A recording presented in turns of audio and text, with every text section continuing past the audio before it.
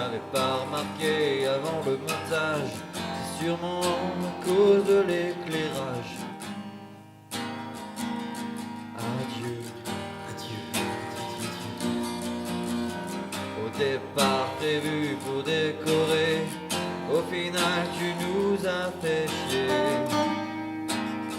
Il est temps de se quitter. RIP la langue, RIP la langue, RIP la langue. Oh oui, RIP la langue, RIP la langue, RIP la langue.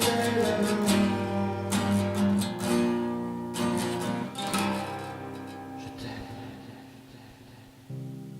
Bon, ça va, ça te plaît? Ouais, mais enfin, bon, je vois pas où est-ce que tu pourrais le mettre ça dans la chronique, quoi. Mais ça, c'est pas grave, j'ai travaillé.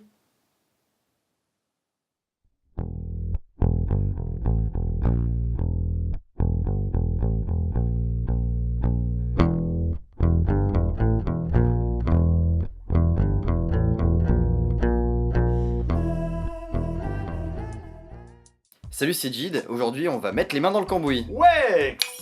Aujourd'hui, on va parler un peu plus sérieusement puisque nous abordons le thème du travail. Nous vivons dans une ère où le travail nous définit bien malheureusement. Par définition, le travail est une activité de l'homme appliquée à la production, à la création et à l'entretien de quelque chose. Le travail se veut donc nécessaire pour vivre. Mais un problème se pose, car inclure notre travail dans notre personnalité, ou nous présenter en incorporant nos études, où notre travail est devenu naturel. Jugez plutôt ces deux présentations. Salut, c'est Jid. J'ai 23 ans et je suis diplômé de morphopalpation à Narbonne. Et maintenant la seconde. Salut, c'est Jeude. J'ai 23 ans, je suis passionné par les langoustes et je rêve d'élever des crevettes d'eau douce dans la Creuse. Si les deux paraissent naturelles, on peut percevoir une certaine nuance dans chacune d'entre elles. Si la première paraît sérieuse et dégage une certaine image positive de la personne, la seconde, quant à elle, est plus personnelle, puisqu'elle inclut la notion de passion, qui porte, dans notre monde actuel, une connotation encore trop négative. C'est pourtant par passion que la création se fait sur Internet. Le travail prend alors un tout autre sens et peut même devenir un plaisir.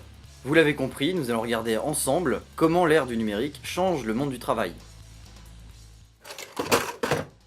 On a tous déjà eu des idées, des projets, des éclairs de génie nous traversant l'esprit et nous plongeant dans une sorte d'extase. Mais ces différents projets ne restent souvent qu'à l'état de projet, faute de connaissances ou de moyens. Cependant, tout le monde ou presque aujourd'hui a Internet, ce qui a permis de faire évoluer les pratiques. Quoi de mieux pour nous que de parler du financement participatif, ou pour nos amis anglophones, le crowdfunding. Voici Thomas.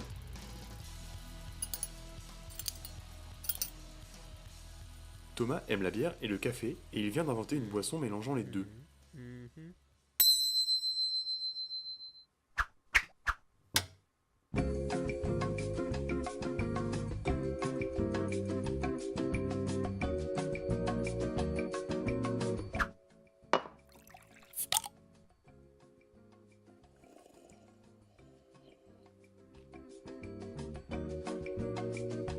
Mais Thomas est triste et pleure des larmes dans sa barbe, puisque Thomas n'a pas d'argent pour financer son projet. C'est après avoir fait de nombreuses recherches que Thomas a lancé un crowdfunding pour demander aux internautes de lui donner des sous. Si le projet intéresse, les fonds seront débloqués et Thomas pourra donner des contreparties aux généreux donateurs. Si l'argent ne rentre pas, Thomas ne pourra pas commercialiser son produit. Beaucoup de projets ont vu le jour, l'un des plus connus étant l'Oculus Rift dont on a déjà parlé précédemment. Mais ça a également permis à d'autres projets amateurs de voir le jour, comme Chroma, une émission de qualité proposée par Karim Debache. Mais ce sont deux choses donnant un côté un peu malsain à la création. C'est pourquoi il existe une alternative efficace, le don. Beaucoup de vidéastes utilisent des sites comme Tipeee pour financer leur création. Mais on se fait pas d'illusions, il reste très difficile de vivre de ces contenus, et cela ne concerne que quelques vidéastes. Si nous n'avons parlé pour l'instant que du financement participatif, nous allons maintenant parler du travail en communauté. Et on va s'appuyer sur la communauté de Debian pour en parler. Debian est un système d'exploitation au même titre qu'un Windows, à ceci près qu'il est open source. Il est donc gratuit, modifiable et parfaitement libre de partage.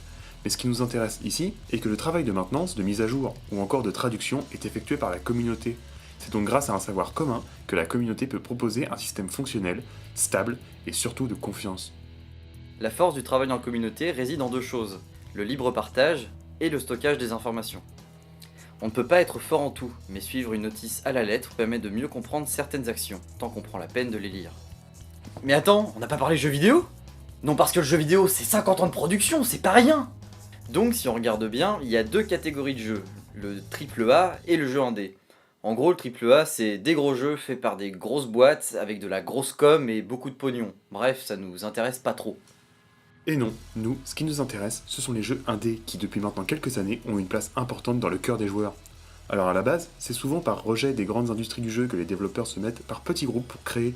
Mais à ça, évidemment, le problème financier vient s'ajouter, et peu de développeurs viennent au bout de leur projet. La Global Game Jam permet d'ailleurs de laisser carte blanche à un paquet de développeurs afin de produire un jeu en 48 heures.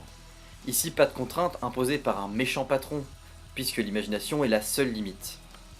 Et alors pour mon jeu, le héros, ce sera un scientifique. Et puis il a créé la première machine de clonage à partir de queues de langouste. Et puis j'ai décidé que ce sera un open world en 2D. Mais attends, ça sert à quoi? Bah c'est pour la condition humaine, c'est la condition des animaux, les plantes, c'est... Te moque pas s'il te plaît. On ne peut pas parler d'alternative au travail sans parler de la robotique, mais c'est un sujet à débat. Depuis plus d'un siècle, les robots divisent. Pourtant, leur but n'est pas de détruire le monde, mais bien de nous aider dans la vie de tous les jours. C'est en tout cas ce qu'écrit Isaac Asimov dans les années 50 avec ses 3 lois de la robotique. La première étant de ne pas porter atteinte à un être humain. Déjà, au 19e siècle et avec les révolutions industrielles, on pensait déjà que la technologie allait être bénéfique pour la société. Et pourtant, aujourd'hui, on se plaint assez facilement de la robotisation. Dans le fond, on peut comprendre. Perdre son travail à cause de l'automatisation n'a rien de plaisant. Retournons au problème. Imaginez un monde où les robots feraient toutes vos tâches difficiles. Imaginez un monde où il ne serait plus obligatoire de trouver un travail fatigant. Le monde change, c'est indéniable. Si le travail a toujours eu cette connotation d'effort sans le plaisir, cela change aujourd'hui puisque les gens tendent à suivre leur passion. Ce partage a permis à une multitude de talents de se faire connaître et de faire connaître leur création. Car la création est vitale, nécessaire. Il faut créer, il faut partager, parce que partager c'est trop bien. Partager c'est la vie, partager c'est l'amour, mais en mieux. Qui c'est qui se lève tôt le matin et qui empêche les autres de dormir? Les gens qui pensent. Mais qui c'est qui se gêne pas pour que les quand je fais des booms? Les gens qui bossent. Ils s'occuperaient de leurs enfants, il y aurait jamais de délinquants. Les gens qui bossent. Ils exploitent la planète et puis tant pis si ça pète. Les gens